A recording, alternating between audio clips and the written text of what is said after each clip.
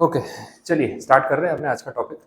अब legal aptitude में जो लॉज वाले टॉपिक्स हम पढ़ रहे हैं उसमें this is one of the most important topics even practically, ठीक है, बिकॉज यहाँ पे बात हो रही है कॉन्स्टिट्यूशन ऑफ इंडिया। मतलब ये आप ऐसा समझ लो, हमारा पूरा लीगल सिस्टम जो है ना, उसकी फाउंडेशन है, उसकी जड़ है। इंडिया में जितने भी लॉज हैं, पूरा कानून का जो सिस्टम है वो इसके भरोसे चल रहा है। दिस इज अ फाउंडेशन, ठीक है। तो उसके बेसिस पे हम बात करने वाले हैं। तो कॉन्स्टिट्यूशन ऑफ इंडिया नॉलेज के लिए, एग्जाम के लिए, हमारे पूरे फाउंडेशन के लिए एक बहुत ही इंपॉर्टेंट टॉपिक है और बहुत इंटरेस्टिंग भी है। काफ़ी डिटेल में बात होगी और सेक्शन और इतना कॉम्प्लिकेशन नहीं, मतलब जनरलाइज चीज़ें। आप रियल लाइफ से भी बहुत सारे टॉपिक्स को यहाँ पे कनेक्ट कर पाओगे कि हाँ भाई ये सब चीज़ें होती है, और रियल वर्ल्ड में जो होता है वो आपको यहाँ पे कॉन्स्टिट्यूशन में देखने को मिलेगा। अब कॉन्स्टिट्यूशन को कैसे एक्सप्लेन करें, उसको डिफाइन कैसे करें, तो बोला constitution is the major charter. Charter word use किया जाता है। It is the main document, it's the foundation of the legal system in India. उस सेंस में इसको बोलेंगे। कोई भी कानून जो देश में बनता है कॉन्स्टिट्यूशन से ऊपर नहीं हो सकता। ऐसे बोलते हैं कॉन्स्टिट्यूशन इज सुप्रीम, इससे ऊपर कुछ भी नहीं है।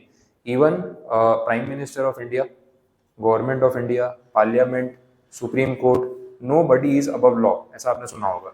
तो कॉन्स्टिट्यूशन जो है वो सबसे सुप्रीम है, ये आपको मान के चलना है। अब थोड़ा इसका इंट्रोडक्शन देख लेते हैं कि एग्जैक्टली कब से आया, क्या है, थोड़ा बहुत समझते हैं उसके बारे में। पहले तो ये जानना है कि constitution of India effectively applicable कब से हुआ। तो उसकी डेट आपके सामने है, 26 जनवरी 1950। इससे आपको ये पता चलेगा रिपब्लिक डे हम क्यों सेलिब्रेट करते हैं। तो उसका रीज़न ये है। अच्छा, रिपब्लिक डे 26 जनवरी सबको पता है, बट जो कॉन्स्टिट्यूशन की एप्लीकेशन का ईयर है 1950, बहुत बार स्टूडेंट्स कंफ्यूज हो जाते हैं। एमसीक्यू आता है ना, अपने को एक ही ईयर समझ में आता है, 1947। कुछ भी होगा ना अपने हिस्ट्री से जुड़ा हुआ है 1947, तो 26 जनवरी 1947 लगा देते हैं, वो अलग है। 15 अगस्त 1947 को हम इंडिपेंडेंट हुए, फ्रीडम मिला। लेकिन हमारा कॉन्स्टिट्यूशन इफेक्टिवली अप्लाई हुआ 26 जनवरी 1950। बीच का आपको 2.5-3 साल का जो टाइम दिख रहा है ना, उस टाइम पे हमारा कॉन्स्टिट्यूशन इफेक्टिव नहीं था। उसमें गवर्नमेंट ऑफ इंडिया एक्ट था 1935, जो ब्रिटिशर्स ने बनाया था, और उसके रूल्स के हिसाब से पावर ट्रांसफर हुआ। मतलब सोचो कितनी आयरॉनिक चीज है, हमारे देश में आके हमारे ऊपर ही रूल किया, हमसे हमारा पावर छीन लिया, फिर हमें पावर ट्रांसफर करके जा रहे हैं कि लो अब से आप अपना देश खुद से चला सकते हो। भाई ये तो होना ही नहीं चाहिए था, बट ठीक है, हो गया, वो अलग बात है। तो इस दिन से हम अपने देश के मालिक हो गए। फिर से जो हम ही थे, वापस हमें ओनरशिप मिल गई कि अब आज से ये देश हम चलाएंगे और कोई आउटसाइडर टेरिटरी की कोई एंटिटी हमारे ऊपर राज नहीं कर सकती। तो ये इफेक्टिव डेट थी। कि कॉन्स्टिट्यूशन जो है उसको बनाने में भी टाइम लगता है। आपको आइडिया है कॉन्स्टिट्यूशन किसने ड्राफ्ट किया, किसने बनाया? कोई हिस्ट्री में कोई नाम आपके ध्यान में आ रहा हो? हाँ, Bhimrao Ambedkar, doctor B R Ambedkar, ठीक है। तो उन्होंने ये कॉन्स्टिट्यूशन को लिखा था, इसके अंदर क्या पॉइंट्स होने चाहिए, क्या नहीं होने चाहिए। He was the creator of this document. और मतलब प्राउडली अपने को ये अपने समझ सकते हैं कि कॉन्स्टिट्यूशन जो इंडिया का है, ये पूरे वर्ल्ड का सबसे डिटेल्ड कॉन्स्टिट्यूशन, ये आपको पता होना चाहिए। मतलब अम्बेडकर ने जो कॉन्स्टिट्यूशन ड्राफ्ट किया पूरे वर्ल्ड में, not even US, not even China, not even Europe, England, कोई भी कंट्री आप ले लो, किसी का भी कॉन्स्टिट्यूशन इतना डेप्थ में और इतना प्रॉपरली रिटर्न ड्राफ्टेड नहीं है जितना इंडिया का है। काफ़ी कंट्रीज में तो कॉन्स्टिट्यूशन है भी नहीं, ठीक है। यूके में कॉन्स्टिट्यूशन अभी 10-15 साल पहले, 15-20 साल पहले आया। उसके पहले कॉन्स्टिट्यूशन जैसा उनके पास रिटर्न फॉर्म में कुछ नहीं था, बिकॉज जो है राजा महाराजाओं का रूल है वहाँ, तो अभी भी वही चल रहा है। तो रानी ने जो बोल दिया वो फाइनल, वैसी बात हो गई। तो रिटर्न कॉन्स्टिट्यूशन था ही नहीं, और हमारे पास जो रिटर्न कॉन्स्टिट्यूशन है वो बहुत ही डिटेल में है। इसको बोलते हैं it is a comprehensive document. Comprehensive मतलब जो सारी चीजों को अपने अंदर कवर अप कर लेता है। हर पॉइंट पे आपको इसमें कुछ ना कुछ लिखा हुआ मिल जाएगा। अब जैसे हम एक्ट पढ़ते हैं, तो कोई भी एक्ट के अंदर ना सेक्शंस होते हैं, उसके पार्ट्स। कंपनी लॉ आप पढ़ोगे या कोई भी पढ़ोगे, उसमें क्या होते हैं? सेक्शंस। लेकिन यहाँ पे कॉन्स्टिट्यूशन में क्या है? आर्टिकल्स। कंपैरिजन बता रहा हूँ। सिर्फ एक ही डॉक्यूमेंट है जिसमें आपको आर्टिकल्स मिलेंगे, सेक्शंस नहीं मिलेंगे। बाकी सारे कानून जितने बनते हैं उसमें सेक्शंस मिलेंगे, वैसा है। अब पूरे कॉन्स्टिट्यूशन को ओरिजिनली 22 पार्ट्स में डिवाइड किया गया था, जिसमें आपको ये 395 आर्टिकल्स मिलेंगे। पहले पार्ट में कुछ नंबर ऑफ आर्टिकल्स होंगे, दूसरे पार्ट में कुछ होंगे। तो पूरे कॉन्स्टिट्यूशन को 22 भाग में, जैसे अपना सिलेबस चैप्टर्स में डिवाइडेड होता है, इसको ऐसे 22 पार्ट्स में डिवाइड कर दिया, और हर पार्ट में कुछ आर्टिकल्स रखे, वैसा है। आपको एक आर्टिकल तो पता होगा। कोई ऐसा है कॉन्स्टिट्यूशन का आर्टिकल कहीं आपने सुना? कोई मूवीज में, कहीं न्यूज चैनल पे कोई आर्टिकल नंबर ध्यान में आ रहा हो? हाँ, जम्मू कश्मीर वाला कौन सा था आर्टिकल? हाँ, नंबर याद है? जम्मू कश्मीर में एक आर्टिकल था जो हटा दिया, ऐसा कुछ न्यूज़ पे देखा होगा ना आपने। मूवी भी बनी उसके ऊपर अभी। बोलो। मूवी का नाम ही आर्टिकल पे ही था, आप कुछ याद आ रहा हो? नहीं, वो सेक्शन 26 आर्टिकल नंबर ही था, जम्मू कश्मीर वाला जो आप बोल रहे हो that was article number 370। Movie का नाम ध्यान में है, आर्टिकल 370, अभी मूवी रिलीज हुई थी थोड़े टाइम पहले। आर्टिकल 370 इन्हीं में से एक है। अब वो था क्या, कुछ उसके बारे में आइडिया? आपको जितना जनरल नॉलेज है आप यहाँ बता सकते हो, मौका मिल रहा है। करेक्ट।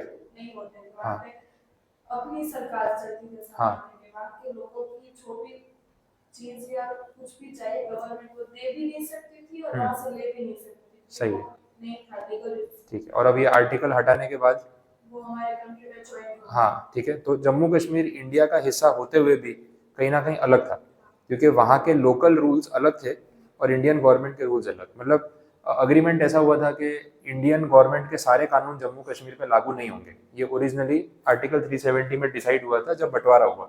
आर्टिकल 370 हटाने का मतलब अब ऐसा कुछ नहीं है, जैसे गुजरात और महाराष्ट्र है, जैसे राजस्थान है, तमिलनाडु है, वैसे ही जम्मू कश्मीर है। तो हमारे देश का हर कानून बराबर से जम्मू कश्मीर पे एप्लीकेबल होगा। This is the decision after cancellation of article number 370। ठीक है, एक और मूवी आई थी, थोड़े साल हो गए, आर्टिकल 15, आयुष्मान खुराना की मूवी थी। वो लीड एक्टर थे उसमें और मूवी का नाम भी था आर्टिकल 15। वो भी अपने यहाँ पे पढ़ने वाले 4-5 साल हो गए, तो मे भी आपके ध्यान में ना हो, लेकिन अभी पढ़ाऊंगा तो आपको पता चलेगी।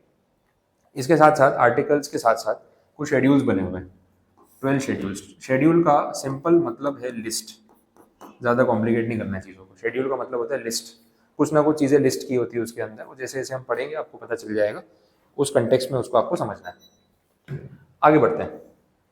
Apart from dealing with the structure of the government, the constitution makes detail provisions for the rights of the citizens. ये सब चीज़ें इसमें कवर होंगी, इंडिया के सिटीजन्स के राइट्स, बाकी के लोगों के राइट्स जो इंडिया के सिटीजन नहीं है उनको भी राइट्स मिलते हैं, वो भी इसमें मेंशन किए गए हैं।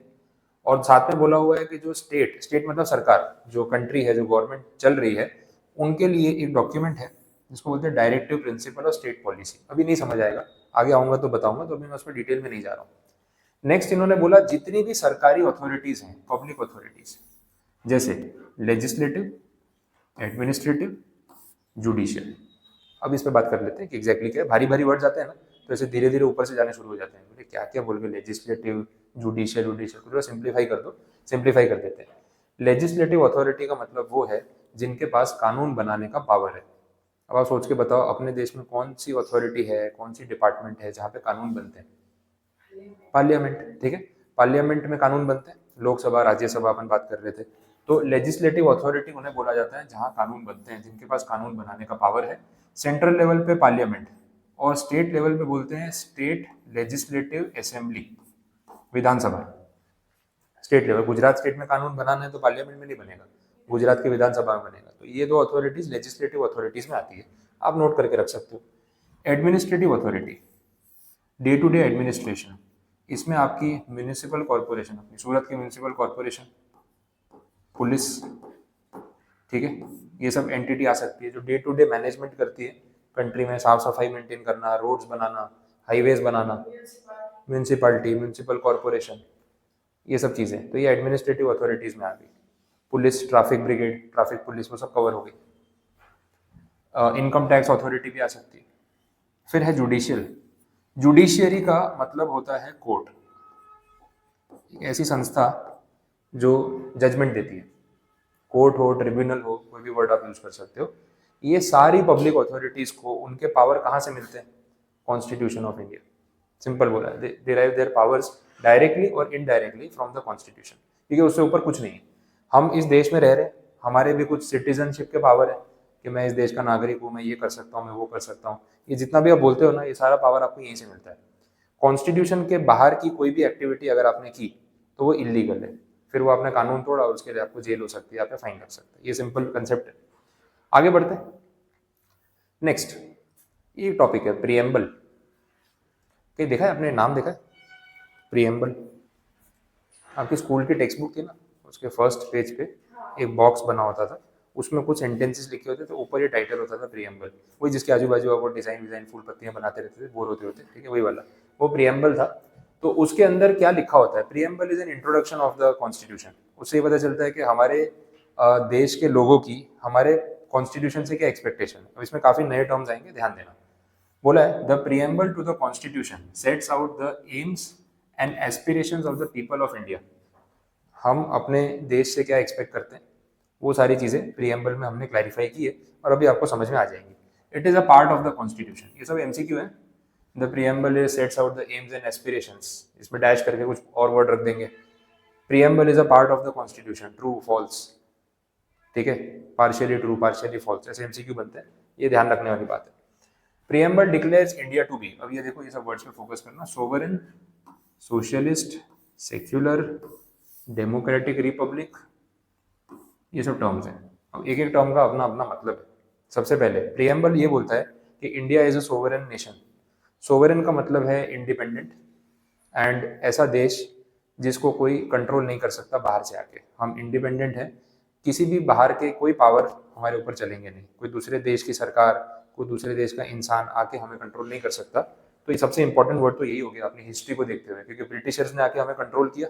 मतलब पहले लिख दो भाई, एक्सटर्नली इंटरनली सोवरेन का मतलब है इंडिपेंडेंस ऑल अराउंड, दोनों लिख दिया। देखो कितना सोच के लिखा है, externally internally sovereign.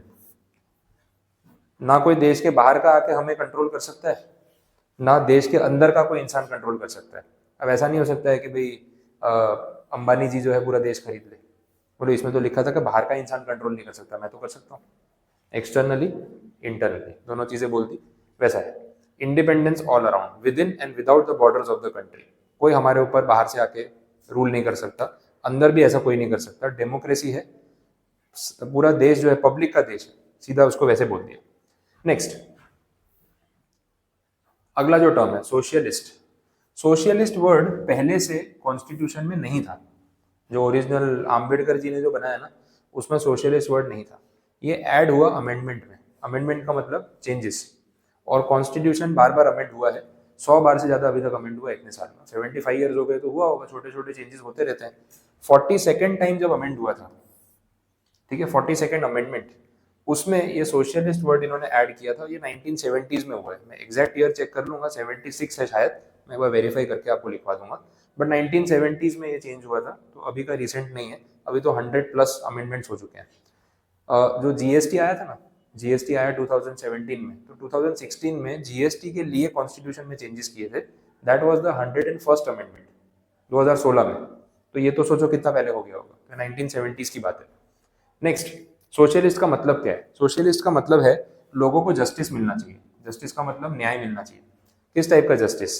Social, economic, political, ठीक है। सोशल जस्टिस का मतलब समाज में रहने का हक, इकोनॉमिक का मतलब जितनी वो मेहनत करे उनका पैसा कमाने का हक, और पॉलिटिकल का मतलब है जो आपको एक सिटीजनशिप के राइट्स मिलते हैं, पॉलिटिकल राइट्स।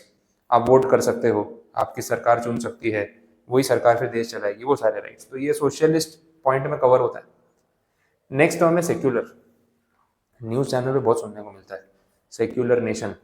सेक्युलर का सिंपल मतलब ये है कि भारत जो है कोई रिलीजियन स्पेसिफिक कंट्री नहीं है। This is the meaning of secular. अच्छा, सेक्युलर वर्ड भी पहले से नहीं था, ये भी 1970s में अमेंडमेंट के थ्रू ऐड हुआ, और ये भी डिबेट का इशू है। अब एक चलता है आजकल वो हिंदू राष्ट्र, है ना, हिंदू राष्ट्र वाला कंसेप्ट चलता है। बीजेपी वाले बोलते हैं कि भाई हिंदुओं का देश है, हिंदू राष्ट्र है। बाकी सारी पार्टीज बोलती है ये तो आप बाकी कम्युनिटीज़ को डिसरिस्पेक्ट कर रहे हो। भाई इंडिया में हम इस चीज़ पे मानते हैं कि कोई भी धर्म का इंसान हमारे देश में मोस्ट वेलकम, आओ रहो। कोई ऐसा हिंदू राष्ट्र नहीं है कि इंडियन का मतलब हिंदू से आपने मिक्स कर दिया, वो नहीं चलेगा। बट काफ़ी पॉलिटिकल पार्टीज बोलती है नहीं भाई हिंदू राष्ट्र है मतलब हिंदुओं का देश है वैसा। बट अपने कंट्री में बरसों से कितने और रिलीजन के लोग रह रहे। तो ओरिजिनल आइडिया ये था कि हम सब एक साथ, यूनिटी इन डाइवर्सिटी, अलग अलग जाति के लोग, अलग अलग रिलीजन के लोग एक साथ शांति से एक देश में रह सकते हैं। यही मैसेज हमने वर्ल्ड को दिया। तो एक ही रिलीजन के बेस पे हम आगे नहीं बढ़ेंगे, दैट वाज द आइडिया। तो सेक्युलर वर्ड का मीनिंग ये है कि हमारे कंट्री में कोई भी धर्म को मानने वाला इंसान सुख शांति से रह सकता है, कोई उसको परेशान नहीं करेगा। ये आइडिया है, ठीक है, दैट इज सेक्युलरिज्म, वैसे बोला जाता है। अब ये पॉलिटिकली डिबेटेबल है, चलता रहता है, आपकी क्या आइडियोलॉजी हो, आपका पर्सनल पॉइंट ऑफ व्यू हो सकता है, लेकिन कॉन्स्टिट्यूशन में तो भी सेक्युलर लिखा हुआ है, तो वैसे ही चलेगा। इसके ऑपोजिट वर्ल्ड के दूसरे कंट्रीज में सिचुएशन अलग भी है। अब जैसे बहुत सारे कंट्रीज ऐसे हैं जो जिनको बोलते हैं इस्लामिक नेशंस, उनकी गवर्नमेंट ने ऑफिशियली इस्लाम रिलीजन को उनका ऑफिशियल रिलीजन मान लिया है। कि हमारा देश इस्लामिक नेशन है तो हमारा मेन ऑफिशियल रिलीजन इस्लाम है। बाकी की कम्युनिटीज यहाँ रह सकती है, कोई मना नहीं कर रहा, लेकिन वो माइनॉरिटी में है, बट हम ऑफिशियली एक रिलीजन को कंसिडर करते हैं। फिर वैसे ही क्रिश्चियनिटी को लेके भी होता है। वेस्टर्न वर्ल्ड में, फॉरेन कंट्रीज में गवर्नमेंट ने ऑफिशियली क्रिश्चियनिटी को रिलीजन के तौर पे एक्सेप्ट किया हुआ है कि ये हमारा ऑफिशियल रिलीजन है। बट इंडिया में, इंडियन कॉन्स्टिट्यूशन में हिंदुइज्म को ऑफिशियल रिलीजन की तरह एक्सेप्ट नहीं किया हुआ है। बिकॉज ऑफ दिस पॉइंट हम ऐसा कर नहीं सकते, बिकॉज हम सेक्युलर है, हम सारे रिलीजन को एक बराबर मानते हैं। पॉपुलेशन किसकी ज्यादा है किसकी कम है अलग मैटर है, बट ऑफिशियली हमारा देश जो है वो हिंदू राष्ट्र नहीं है। पॉलिटिकल डिबेट में पार्टीज कुछ भी बोलती होंगी, वो अलग चीज है। ये सेक्युलरिज्म का मीनिंग है जो आपको ध्यान रखना है। क्लियर? नेक्स्ट है डेमोक्रेटिक रिपब्लिक। डेमोक्रेसी का मतलब क्या होता है? ये वर्ड तो आपने सुना होगा, डेमोक्रेसी। बोलो क्या मीनिंग है? डेमोक्रेसी को कैसे एक्सप्लेन करोगे? जो आपको पता हो, कोई डेफिनेशन नीचे वहां लिखी भी नहीं है, तो आपको अपने मन से सोच के बताना पड़ेगा। हाँ, सुना तो होगा ना स्कूल टाइम में, बेसिक वर्ड है, ट्राई तो करो जितना समझ में आए। डेमोक्रेसी नहीं, इतना इजी वर्ड है। बोलो बाकी लोग। हाँ, बाकी आप लोग जो भी, डेमोक्रेसी पता तो होगा, ट्राई कर सकते हो, गलत होगा सही होगा चलेगा, जितना आपको समझ में आता हो। हाँ, वो तो फिर मीनिंग बता दूंगा, वही हो गया ना। ठीक है, हाँ बोलो डेमोक्रेसी। देखो सिंपल मीनिंग है बहुत, ये वर्ड तो पता होना चाहिए। डेमोक्रेसी का मतलब ये है कि हम, जो पब्लिक है देश की, वो डिसाइड करेगी कि देश कैसे चलेगा। हाँ, लोकशाही, ठीक है। और पब्लिक डिसाइड करेगी कैसे? ये इलेक्शंस जो होते हैं वो क्या है? वो डेमोक्रेसी का एक रिजल्ट है, क्योंकि हमें राइट है अपने देश का नेता चुनने का कि हमारा देश कौन चलाएगा। आप जिसको वोट देते हो वही सरकार बनाता है, ठीक है। That is called democracy. तो डेमोक्रेसी, डेमोक्रेटिक रिपब्लिक का मतलब है जो पब्लिक है वो मिलकर डिसाइड करती है देश कैसे चलेगा, तो सबकी बात सुनी जाती है। एक लोकशाही होती है, एक तानाशाही होती है। तानाशाही का मतलब क्या है? वो ऑटोक्रेटिक पर्सन, एक इंसान देश कंट्रोल करता है, जो वो बोलेगा वही होगा वैसा। बट अपने यहाँ पे ऐसा नहीं, ठीक है। तो ये डेमोक्रेसी वाली बात है। तो ये सारे कॉन्स्टिट्यूशन में लिखे हुए, प्रियम्बल में लिखे हुए कुछ टर्म्स है जो हमें यहाँ पे क्लैरिफाई किए गए। चलो आगे बढ़े।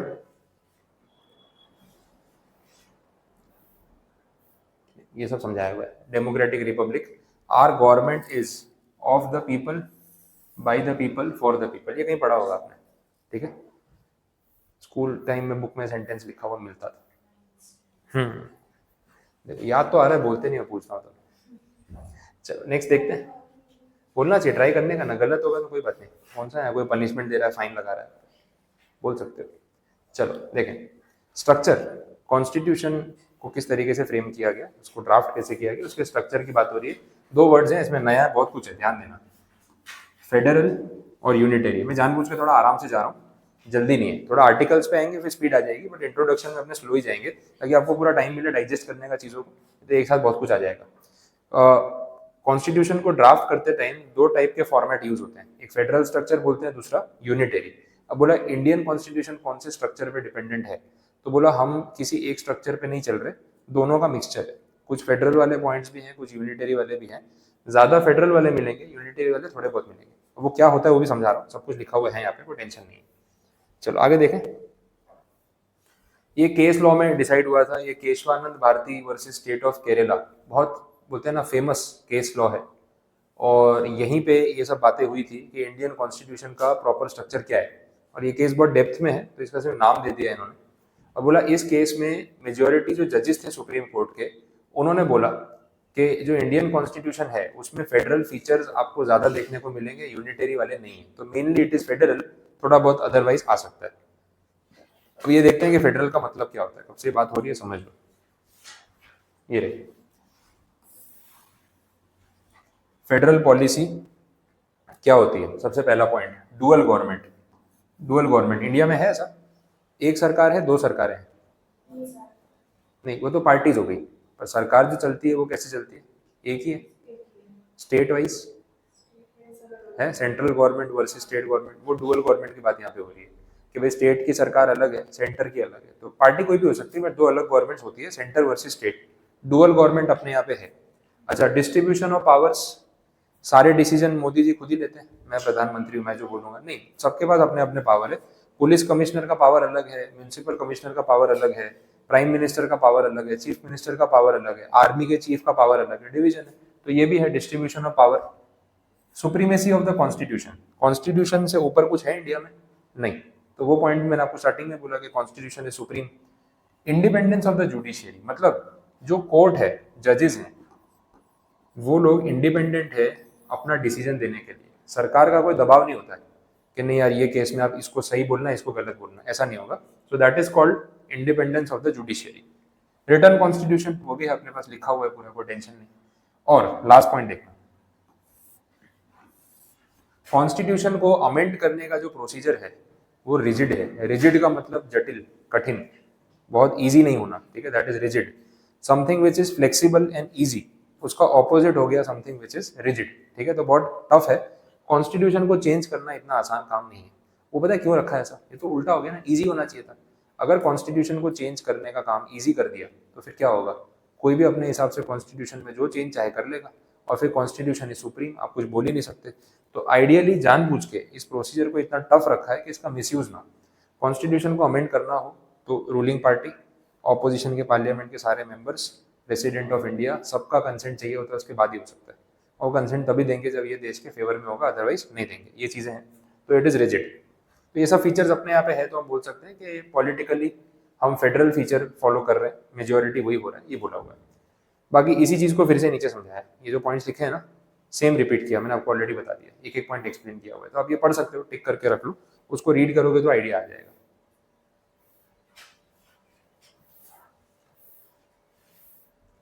चलो आगे बढ़ते हैं। अच्छा, आपको थोड़ा कंपैरिजन अगर मैं करवाऊं तो इंडिया, जनरल नॉलेज के लिए यहाँ पे दिया हुआ नहीं, एक्स्ट्रा बता रहा हूँ कुछ। इंडिया वर्सेस यूएसए, एक क्योंकि कंपैरिजन होती है कितनी बार इंडिया और अमेरिका की। इंडिया और यूएसए के सिस्टम में बहुत फर्क है काफ़ी। अभी यूएस में इलेक्शंस हुए रिसेंटली, डोनाल्ड ट्रम्प जो है वो जीत गए, प्रेसिडेंट बन गए। अब यूएस में ऐसा है ना, कुछ 44 स्टेट्स हैं। स्टेट्स बोलते हैं बट पता है क्या है, ये इंडिपेंडेंट कंट्रीज थे एक टाइम पे, ये सारे 44 यूनाइटेड स्टेट्स ऑफ अमेरिका ऐसा बोला जाता है। इंडिया में भी तो ऐसा ही है ना, गुजरात, महाराष्ट्र, राजस्थान। तो अपने क्यों नहीं ऐसा बोलते यूनाइटेड स्टेट्स ऑफ इंडिया? अपने को भी ऐसा नाम रखना चाहिए था। फर्क है, इंडिया में ऐसा बोला जाता है this is union of states, union of states बोलते हैं, not United states of India. Union या रिपब्लिक बोला जाता है। उसका रीजन क्या है? अपनी हिस्ट्री थोड़ी बहुत अपने स्कूल में अगर जाग रहे होगे एसएस के लेक्चर में तो ये सब बातें बताई थी, ठीक है, बस हो रहे थे ना, वो अलग बात है। सरदार पटेल ने जो इंडिया को यूनाइट किया, ब्रिटिशर्स जब गए तो बहुत सारी कॉन्स्टिट्यूएंसीज, अलग अलग वो रियासत और राज्य वो सब बने हुए थे। 563 जहाँ तक मुझे नंबर ध्यान है, अराउंड होगा इसके, इतने अलग अलग कॉन्स्टिट्यूएंसीज थी इंडिया में, अलग गांव, सब राज्य वैसा। इन सबको यूनाइट करके एक इंडिया बनाया, और उसमें सरदार पटेल का सबसे स्ट्रॉन्ग रोल था। उन्होंने अखंड भारत जो बोलते हैं, पूरा यूनाइटेड इंडिया, उसको एस्टेब्लिश किया। इन सब टेरिटरी वालों से बात करके इनको एक यूनियन में मिलाया। अच्छा, कुछ मान रहे थे, कुछ नहीं मान रहे थे। जिसको जैसे समझाया जा सकता था उसको समझाया, जिसको प्यार से समझ में आती उसको वैसे समझाया, जो नहीं समझ रहा था उसको डांट डपट के समझाया, जो नहीं मान रहा था उसको पुलिस भेज के, गुंडे भेज के भी समझाया कि भाई ये करना तो है, तुम मानो या ना मानो, जबरदस्ती है, क्योंकि फ्यूचर के लिए ये अच्छा है। तो ये उनका एफर्ट था जो उन्होंने किया। यूएस में इट इज डिफरेंट। यहाँ पे ऐसा ये 44 स्टेट्स अपने आप में अलग अलग इंडिपेंडेंट नेशंस थे। इन लोगों ने साथ में ग्रुप बना लिया और बोला कि हम लोग एक यूनिट बन जाते हैं, जिससे क्या होगा ना, हमारी कंट्रोल और पावर वर्ल्ड में स्ट्रांग रहेगा। साथ में रहेंगे तो स्ट्रांग रहेंगे, ठीक है। तो ये 44 नेशंस अलग कंट्रीज हैं आपस में, ये स्टेट्स नहीं है। जैसे अपना गुजरात महाराष्ट्र स्टेट है, ये लोग कंट्रीज हैं, और इन्होंने वॉल्यूंटरीली ये ग्रुप ज्वाइन किया हुआ है। अगर कल ये चाहे तो ये ग्रुप छोड़ सकते हैं, ऐसा है। बट इंडिया में ऐसा नहीं हो सकता। गुजरात बोलेगा हमको अपना अलग देश बनाना है, कर सकते हैं? पॉसिबल नहीं है, क्योंकि कॉन्स्टिट्यूशन में अलाउड नहीं है। इनको डांट डपट के ना जबरदस्ती साथ में रखा गया है कि तुम अलग अलग भागोगे। इनको बोला तुम्हारी मर्जी है। अब ये थोड़े मेच्योर है, समझदार है, इनको पता है कि ऐसे अलग अलग भागने से हमारा पावर कम हो जाएगा, पर ग्रुप में साथ में रहेंगे ना तो पूरे वर्ल्ड में अपनी मोनोपोली बनी रहेगी वैसा। तो ये सारे इस तरीके से काम कर रहे हैं। अच्छा, इंडिया में जब इलेक्शंस होते हैं तो स्टेट गवर्नमेंट और सेंट्रल गवर्नमेंट अलग अलग होती है। यूएस में ऐसा नहीं है। यूएस में दो पार्टीज हैं, एक वो डेमोक्रेट्स है, एक रिपब्लिकन्स है। एक ये जो बाइडेन की पार्टी थी, एक डोनाल्ड ट्रम्प की पार्टी थी। अब ये लोग ना ये 44 स्टेट्स में इलेक्शंस लड़ते हैं। जो पार्टी ज्यादा स्टेट्स जीत गई वो पूरे यूएसए पे रूल करती है। मतलब 44 में से 23 जो जीत गया उसकी हो गई ना मेजोरिटी। अब वो पूरे 44 पे रूल करेगा। तो ऐसा नहीं है कि एक स्टेट में एक पार्टी है दूसरे स्टेट में, ऐसा नहीं है। जो मेजोरिटी जीत गया पूरा देश उसका या पूरा यूएसए वो कंट्रोल करेगा फॉर नेक्स्ट 4 ईयर्स 5 ईयर्स, जो भी उनका टर्म होता है वैसा। बट इंडिया में सिस्टम अलग। तो इस तरीके से कंपैरिजन होता है तो मालूम पड़ता है कितना वेरिएशन यहाँ पे रहेगा वैसा। ठीक है, तो ये इंट्रोडक्शन और प्रीएम्बल वाला जो अपना पार्ट है वो यहाँ पे कंप्लीट हुआ। यहाँ तक कुछ आपको नहीं समझ आया, कुछ पूछना है तो बताओ, कोई क्वेरी, कुछ कंफ्यूजन? सिंपल है, बात समझ आ रही है? चलो अब आगे बढ़ते हैं। नेक्स्ट हम चल रहे हैं फंडामेंटल राइट्स के ऊपर। ये आपने स्कूल टाइम में पढ़े हुए कुछ फंडामेंटल राइट्स? वो सिविक्स में आते थे, history, civics, geography, social science, उसमें आता था ये। फंडामेंटल राइट्स का मतलब है एक इंडिया का सिटीजन जो है उसको बेसिक राइट्स जो मिलते हैं, जो उससे कोई छीन नहीं सकता, उसको बोलते हैं फंडामेंटल राइट्स या बेसिक राइट्स। अब फंडामेंटल राइट्स में क्या क्या इंक्लूड होता है वो देखना है। पहले एमसीक्यू के लिए आप ध्यान रखना, कॉन्स्टिट्यूशन में अपन अभी स्टार्टिंग में बात कर रहे हैं 22 पार्ट्स है, 22 में से है थर्ड पार्ट, पार्ट 3। ठीक है, तो ये जो थर्ड पार्ट है इसमें फंडामेंटल राइट्स वाला पूरा टॉपिक कवर होता है और सारे आर्टिकल्स इस ब्लॉक में कवर होंगे जो आगे अभी अपन देखेंगे। कौन कौन से पार्ट्स है वो भी देख लो। 6 कैटेगरी में इसको डिवाइड किया है और ये उसकी लिस्ट है।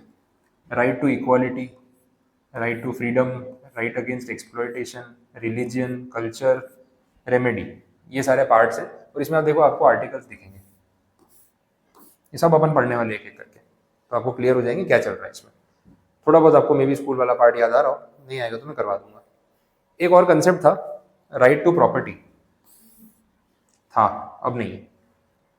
ये पहले फंडामेंटल राइट था, गारंटीड था, और 44th अमेंडमेंट में ये रहा, ये भी एमसीक्यू है, 44 अमेंडमेंट 1978, इसमें ये आर्टिकल हटा दिया, कैंसिल कर दिया।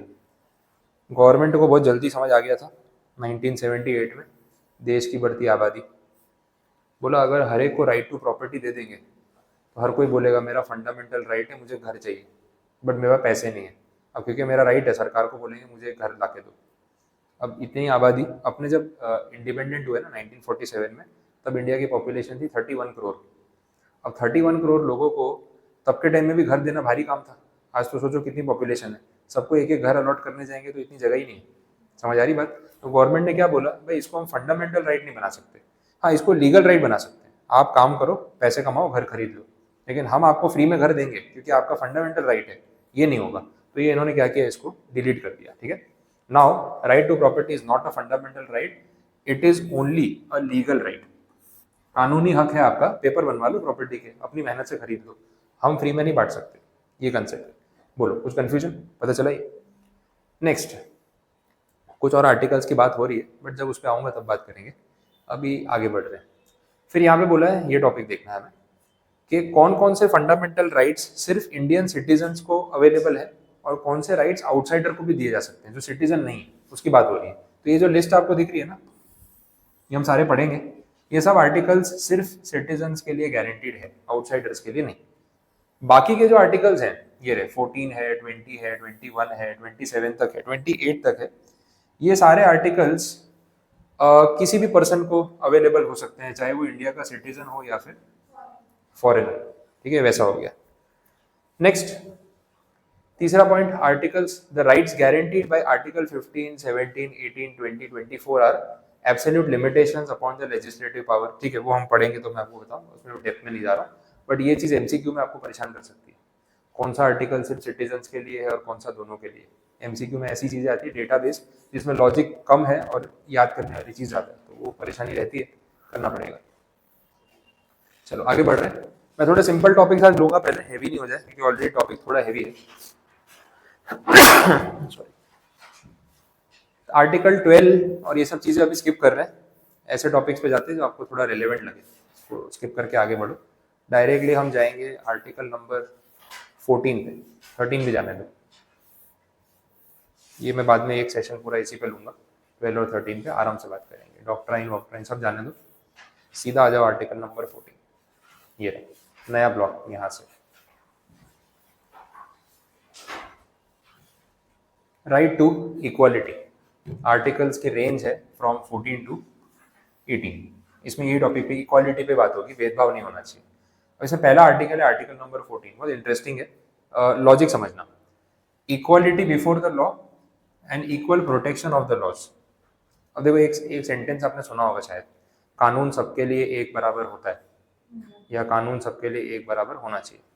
अब ये सेंटेंस आपके हिसाब से सही है या गलत है? सही है? इनकम्प्लीट है, पार्शियली करेक्ट पार्शियली इनकरेक्ट। कानून सबके लिए एक बराबर नहीं होता, कानून उनके लिए एक बराबर होता है जो आपस में बराबर होते हैं। अब देखो इसमें क्या पॉइंट, ट्विस्ट कहाँ पे आया। सबके लिए एक कानून होना अपने आप में इनजस्टिस है, पता है, बिकॉज हम सब एक बराबर नहीं है। तो फिर हम किस बेसिस पे बटे हुए हैं? जेंडर के बेसिस पे, मेल फीमेल, तो हम एक बराबर नहीं हुए। अच्छा, माइनर छोटा बच्चा इन्फेंट और एक एडल्ट 18+ डिफरेंस है। सीनियर सिटीजन और नॉर्मल बिलो 60 वाला सिटीजन डिफरेंस है। रिलीजन के बेसिस पे रिलीजियस लॉज में डिफरेंस है। तो जब सब लोग अलग अलग कैटेगरी में बटे हुए हैं तो आप सबके लिए एक कानून बना दोगे तो किसी के साथ तो इनजस्टिस हो ही जाएगा। बात समझ आ रही? वो ऐसा नहीं, बीच में चलता था एक इंस्टाग्राम पे भी अपना एक मीम टाइप है, एक मैसेज जैसी इमेज आती थी, तो उसमें ऐसा होता था कि जैसे अलग अलग जानवर है, एक हाथी है, एक मछली है, एक घोड़ा है, एक कोई और जानवर है, सबका टेस्ट हो रहा है कि सबसे स्मार्ट कौन है। अब बोला टेस्ट क्या ले रहे हैं, जो तैर के दिखाएगा ना वो सबसे अच्छा है और स्मार्ट है। अब मछली तो तैर लेगी, हाथी कैसे तैरेगा? तो इसका मतलब ये थोड़ी कि हाथी के पास कोई हुनर है ही नहीं, वो बेवकूफ़ है।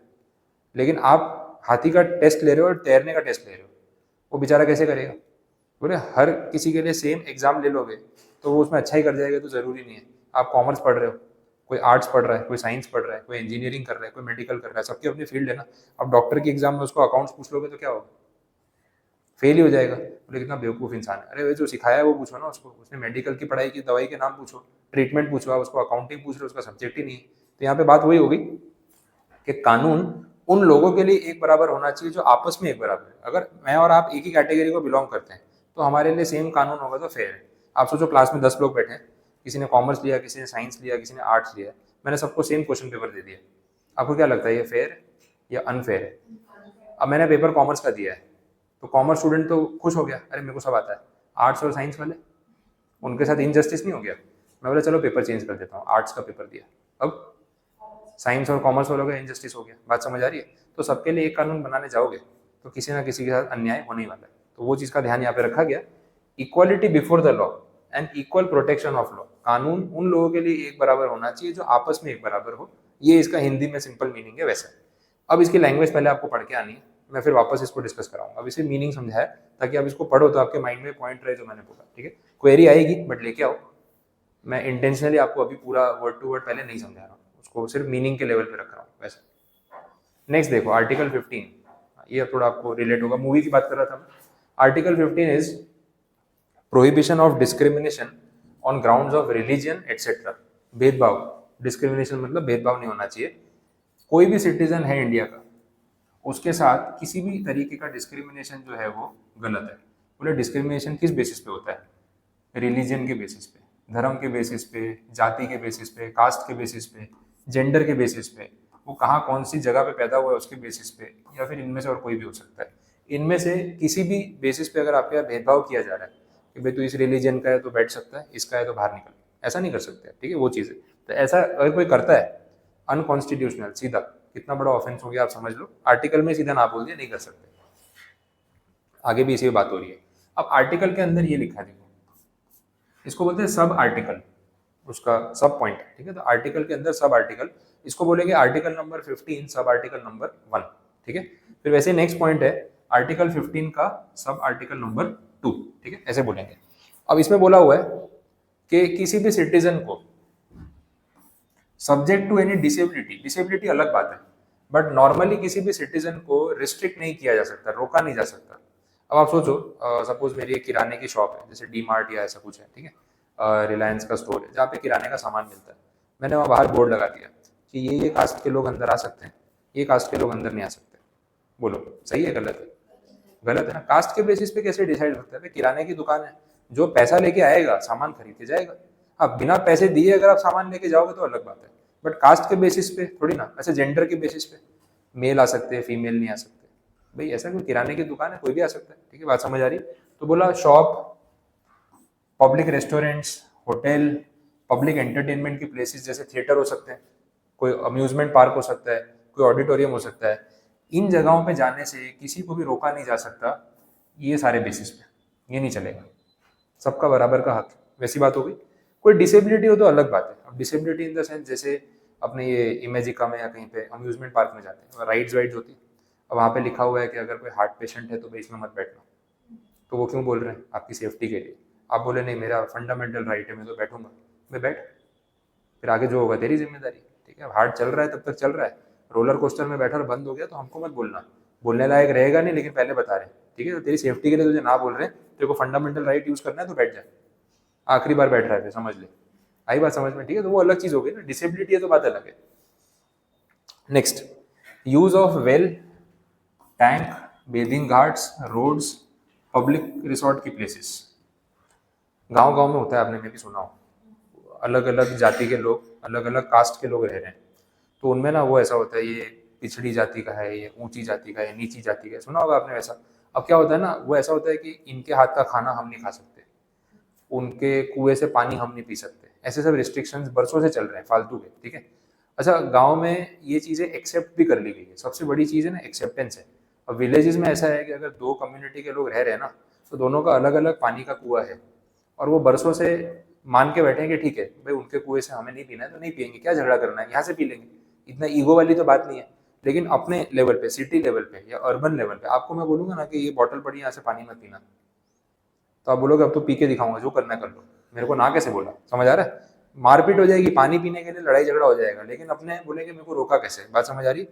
कॉन्स्टिट्यूशनली इस तरीके का डिस्क्रिमिनेशन गलत है, लेकिन ऑन ग्राउंड प्रैक्टिकली ये होता है, और लोग एक्सेप्ट भी करके बैठे कि छोड़, झगड़ा करने से अच्छा है तू वहाँ से पानी पी ले, मैं यहाँ से पी लूंगा, तू तेरे हाथ का खा ले, मेरे हाथ का खाना खा लूंगा, एक दूसरे को नहीं खिलाएंगे, चलिए ठीक है, झगड़ा क्यों करना है वैसा।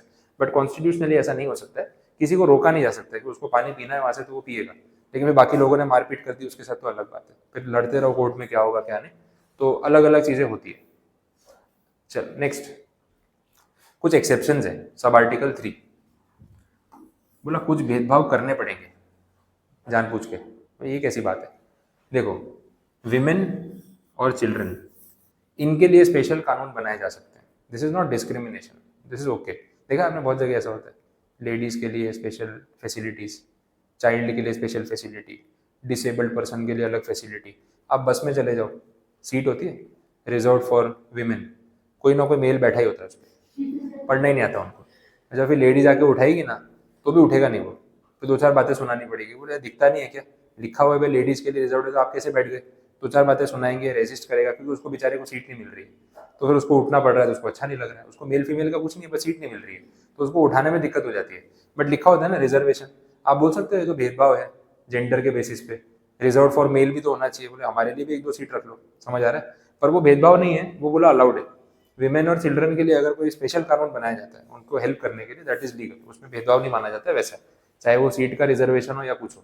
और ऐसा तो बहुत होता है, एजुकेशन में भी होता है, मैं खुद बता रहा हूँ, हम लोग मैंने एक्चुअली 11th-12th में साइंस लिया था, तो मैं कॉमर्स स्टूडेंट नहीं हूँ, बाद में कॉमर्स में आया, तो 11th-12th में साइंस लिया था, तो हम लोग IIT, AIEEE, JEE सब एग्जाम के लिए प्रिपरेशन कर रहे थे, तो उसका एग्जाम फॉर्म भरना पड़ता है एग्जाम देने के लिए। अब जब फॉर्म लेने गए ना, तो IIT का फॉर्म हमारे लिए 2000 रुपये का, और लड़कियों के लिए 1000 रुपये का।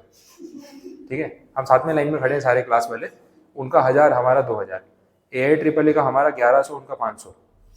अब सोचो गुस्सा आ रहा है कि नहीं आ रहा है?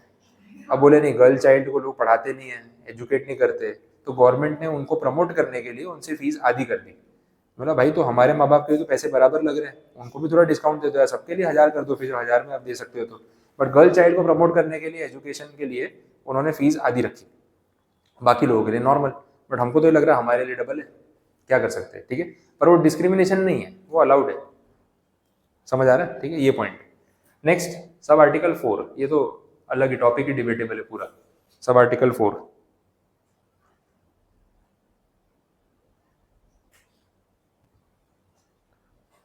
हाँ, इसके अंदर बोला हुआ है कि जो बैकवर्ड क्लास ऑफ सिटीजन है, शेड्यूल कास्ट है, शेड्यूल ट्राइब है, इनके लिए अलग कानून बन सकते हैं। आपने सुना ही होगा ना ये तो,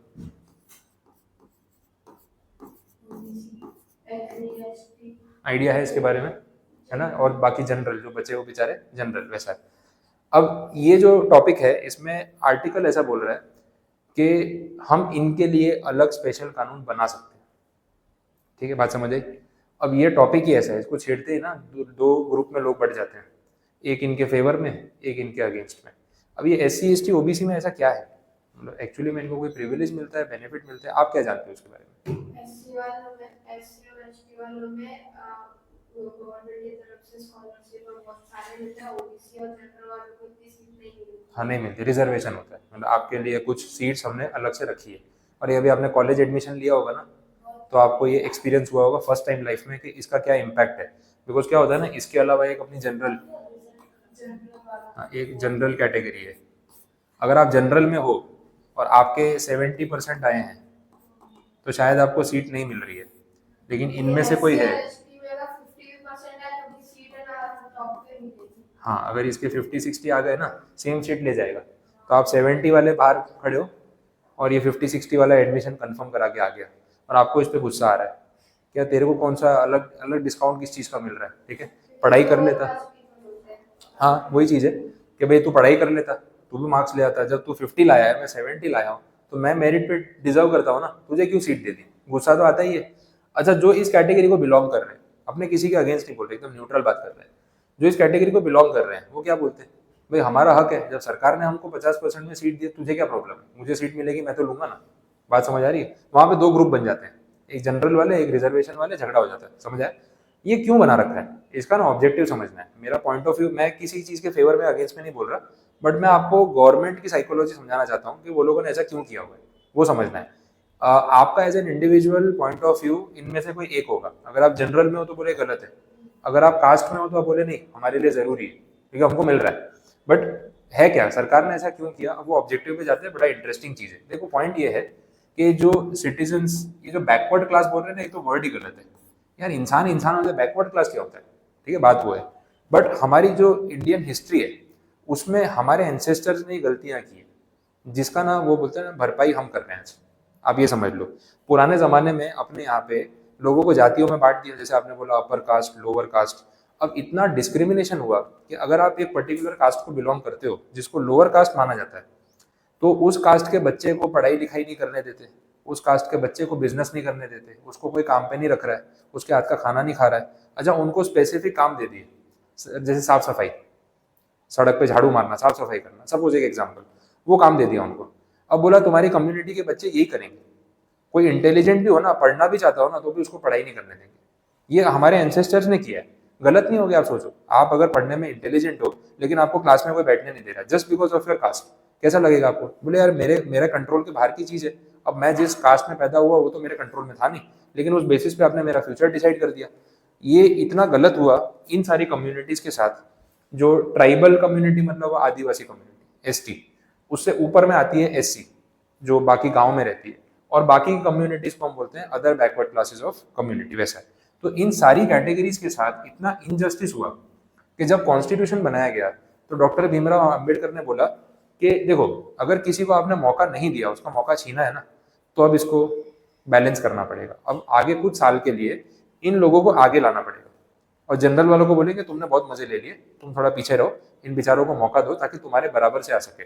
अब देखो, अगर कोई रेस में पार्टिसिपेट कर रहा है तो स्टार्टिंग लाइन एक होनी चाहिए ना। आपने स्टार्टिंग लाइन ऐसे बनाई, यहाँ से स्टार्ट हो रहा है, इस तरफ भागना है, ये जनरल, ये SC, ये ST, ये OBC, तो ये लोगों में से कोई जीतेगा क्या? पीछे से दौड़ना शुरू करोगे तो कैसे जीतोगे? स्टार्टिंग लाइन तो सबके लिए एक बराबर होनी चाहिए। तो बोला सबको एक बराबर लाने के लिए अब उल्टा करना पड़ेगा। इतने टाइम तक जनरल वाले आगे खड़े रहते थे ना, भाई तुम पीछे जाओ, इन सबको आगे लाना पड़ेगा, ऐसी बात हुई। तो आम्बेडकर खुद शेड्यूल कास्ट को बिलोंग करते थे।